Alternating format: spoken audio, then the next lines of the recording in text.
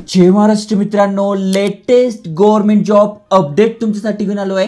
तुम्ही ते वाचू शकता। Broadcast engineering consultants India limited, जी की एक मिनी रत्न कंपनी आहे। Government of India enterprises under ministry of information and broadcasting या अंतर्गत ही कंपनी येते आणि खासियत याची अशी आहे की इथे बघा फॉर्म भरण्याची प्रोसेस ऑफलाईन असते, त्यामुळे अनेक जणांना याबद्दल माहिती नाही आहे। अनेक लोक इथे अप्लाय करत नाही, त्यामुळे इथे जॉब मिळण्याची संधी चांगली आहे। भरपूर साऱ्या पोस्ट आहे आणि सिलेक्शन मध्ये तुम्ही बघू शकताय कुठलीही एग्जाम नाही आहे, कुठलाही इंटरव्ह्यू तुमचा नसणार आहे।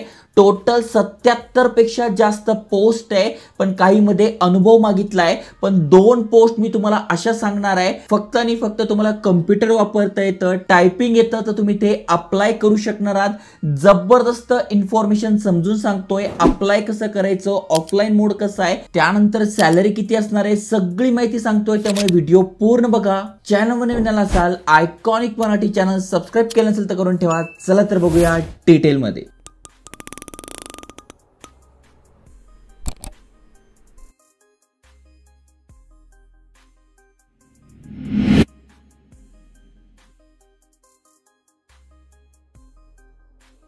तर मित्रांनो, तुम्ही बघू शकताय 12/2/2025 रोजी ही ॲडव्हर्टाइजमेंट आलेली आहे। महत्त्वाचं म्हणजे तुम्हाला याबद्दल जास्त माहिती समजणार नाही, कारण की ऑफलाईन मोड असल्यामुळे जास्त व्हिडिओज पण अवेलेबल नाही आहे आणि बऱ्याच साऱ्या पोस्टमध्ये इथे एक्सपिरियन्स मागितलेला आहे। पण यामध्ये 2 पोस्ट अशा आहे ज्यामध्ये विदाउट एक्सपिरियन्स तुम्ही अप्लाय करू शकताय आणि एकदम भारी पोस्ट असणार आहे। तर 16 नंबरची जी पोस्ट आहे DEO यासाठी तुम्ही अप्लाय करू शकताय। 83 जागा असणार आहे। महत्त्वाचं म्हणजे स्टार्टिंग सॅलरी 20,384 आहे आणि फक्त तुमचं ग्रॅज्युएशन झालेलं आहे, तुम्ही इथे अप्लाय करू शकणार आहात।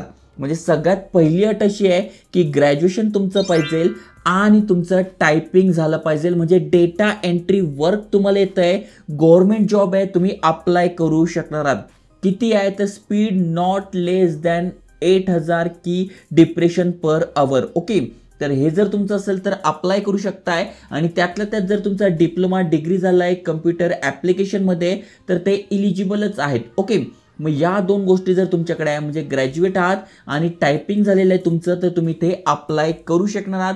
सॅलरी ते चांगली मिळते स्टार्टिंगला आणि त्याहीपेक्षा महत्त्वाचं म्हणजे इथे कुठलीही एक्झाम नाही आहे, कुठलाही इंटरव्ह्यू नाही आहे, बिंदास तुम्ही अप्लाय करून टाका। फक्त ऑफलाईन अप्लाय करायचं आहे। अनेक जणांना ते समजत नाही, त्यामुळे ते फॉर्म खूप कमी जातात आणि याच संधीचा फायदा घेऊन तुम्ही इथे डेटा एंट्री ऑपरेटर म्हणून जॉबला लागू शकताय। त्यानंतर पुन्हा खाली स्क्रोल केल्यानंतर 54 नंबरची पोस्ट आहे। बघा, एवढ्या सगळ्या पोस्ट मी बघितल्या, कुठल्या चांगल्या आहे काय चांगलं आहे ते मी बघितलं, कारण की बघा तुमचं जर इंजिनिअरिंग झालंय, तुमच्याकडे जर एक्सपिरियन्स आहे तर भरपूर साऱ्या पोस्ट आहे। त्यामुळे ज्यांचं इंजिनिअरिंग झालंय किंवा त्यांच्याकडे अनुभव आहे, नक्की त्यांच्यासोबत सुद्धा तुम्ही शेअर करू शकता ही PDF। त्यामध्ये सगळी माहिती तुम्हाला बघायला मिळेल। जसं की बघू शकताय ऑपरेटर ही एक पोस्ट आहे ज्यामध्ये फक्त तुमचं 10वी झालेलं आहे किंवा ITI डिप्लोमा झालेला आहे तरी तुम्ही ते अप्लाय करू शकताय। 19,000 सॅलरी आहे। प्लस तुम्ही ते खाली स्क्रोल केल्यानंतर 54 नंबरची जी पोस्ट आहे प्रायव्हेट सेक्रेटरी, तर इथे पण तुम्ही अप्लाय करू शकताय। जे IAS IPS असतात त्यांचे प्रायव्हेट सेक्रेटरी आपण बनू शकतोय। 9 जागा आहे।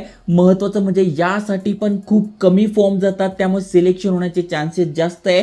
त्यातल्या त्यात तुम्हाला कुठलीही एक्झाम द्यायची नाही आहे, त्यामुळे नक्की या संधीचा फायदा घेतला पाहिजे। कोण अप्लाय करू शकताय तर तुमची डिग्री कंप्लीट आहे, तुम्ही अप्लाय करू शकताय। तुमचं टायपिंग झालेलं पाहिजे, किती झालं पाहिजे तरी ते बघू शकताय 7 मिनिटांमध्ये इथे 100 वर्ड पर मिनिट इथे बघू शकता। तुम्ही सगळा क्रायटेरिया दिलाय, इंग्लिश किती पाहिजे आणि 60 मिनिट्स हिंदी पाहिजे। हे जर तुमचं असेल, कम्प्युटरवर तुम्हाला टायपिंग येत असेल तर तुम्ही ते अप्लाय करू शकताय, हे पाहिजे। किंवा जसं की पहिल्या पोस्टसाठी होतं 8000 की डिप्रेशन 1 आवर्समध्ये तरी चालणार आहे, किंवा ऑर दिलेलं आहे, किंवा computer and office procedure knowledge तुमच्याकडे आहे ते तुम्ही असेल तर इथे अप्लाय करू शकताय. सॅलरी 44,900 इथे असणार आहे. त्यामुळे ज्या 3 पोस्ट तुम्हाला सांगितल्या त्यामध्ये कुठलाही एक्सपिरियन्स मागितला नाही आहे, फक्त ग्रॅज्युएट तुम्ही आहात, टायपिंग तुमचं झालेलं आहे, तुम्ही इथे अप्लाय करू शकताय. तर बघा अशा भरपूर साऱ्या पोस्ट आहे, टोटल 76 प्लस इथे पोस्ट आहे,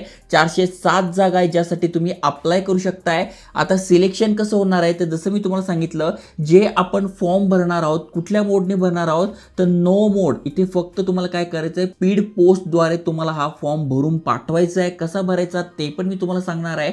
मग आपण इथे फॉर्म भरून पाठवणार आहोत. त्यानंतर त्याच्यामध्ये शॉर्टलिस्टिंग होणार आहे इलिजिबिलिटी क्रायटेरियानुसार.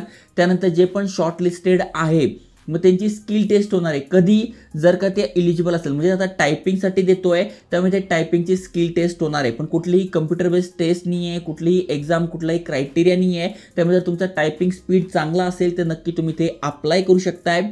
त्यानंतर जे पण सिलेक्ट झाली आहे त्यांची लिस्ट इथे लागणार आहे आणि लिस्ट नंतर तुम्ही इथे जॉईन होणार आहात ते तुम्हाला फोनवर ईमेलवर कळवण्यात येणार आहे पुढची प्रोसेस. ओके, मग आता अप्लाय कसं करायचं तर अप्लाय करण्यासाठी इथे बघा दिलं आहे, ॲप्लिकेशन करण्यासाठी तुम्हाला स्पीड पोस्टद्वारे पाठवावं लागणार आहे.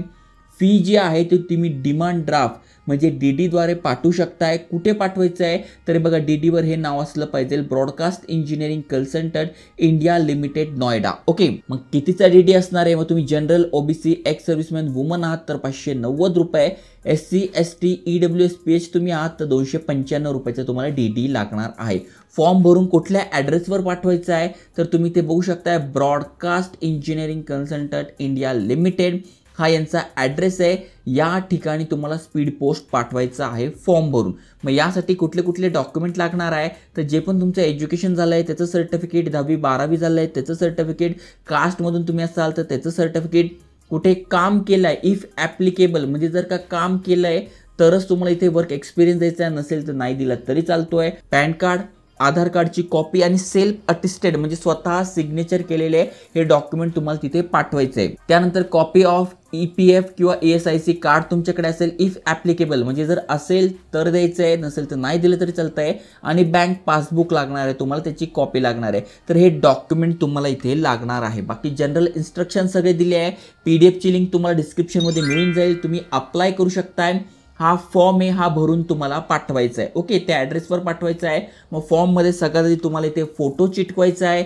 त्यानंतर कुठल्या पोस्टसाठी अप्लाय करतोय, मग पहिली पोस्ट मी तुम्हाला DEO सांगितली आणि त्यानंतर प्रायव्हेट सेक्रेटरी सांगितली, तर या दोघांपैकी कुठेही तुम्ही अप्लाय करू शकताय.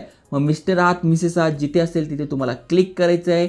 तुमचं नाव, तुमच्या वडिलांचं नाव इथे टाकून घ्यायचं आहे. त्याच्यानंतर जन्मतारीख, आधार नंबर किंवा हे असेल तर हे टाकून घ्यायचं आहे. पॅन नंबर कंपल्सरी आहे ते टाकून घ्यायचं आहे. कास्ट कुठली आहे, बाकी सगळी माहिती म्हणजे तुमचा ॲड्रेस वगैरे, ईमेल ॲड्रेस, सगळी माहिती. मग 10वीत किती मार्क पडले, 12वीत किती पडले, ग्रॅज्युएशन झाले तर किती पडले, त्यानंतर कुठे काम केलं असेल तर इथे टाकायचं, नसेल तर नाही टाकायचं. त्यानंतर एक्सपिरियन्स आहे का टाका, नसेल तर नका टाकू. रेफरन्स तुम्हाला टाकायचा आहे, म्हणजे जे पण काही ओळखीचे काम केले तर त्यांचा रेफरन्स तुम्ही ते टाकू शकताय. लँग्वेज कुठली येते तर तुम्ही मराठी टाकू शकताय, रीड स्पीक राईट, इंग्लिश टाकू शकताय, रीड स्पीक राईट, आणि हिंदी टाकू शकताय, read speak write. Okay, document already तुम्हाला समजले आहे. डॉक्युमेंट व्हेरिफिकेशन होतं, त्यामुळे सेल्फ अटेस्टेड डॉक्युमेंट तुम्हाला इथे पाठवायचे आहे, सिग्नेचर करायचे आहे आणि तुम्हाला हे स्पीड पोस्टद्वारे पाठवायचं आहे त्या ॲड्रेसवर. त्यामुळे जे जे इलिजिबल आहे नक्की त्यांच्यासोबत शेअर करा. डेटा एंट्रीचा जॉब तुम्हाला मिळतोय गव्हर्नमेंटमध्ये, मिनीरत्न कंपनी आहे, त्यामुळे नक्की अप्लाय करा, शेअर करा. जय हिंद, जय महाराष्ट्र.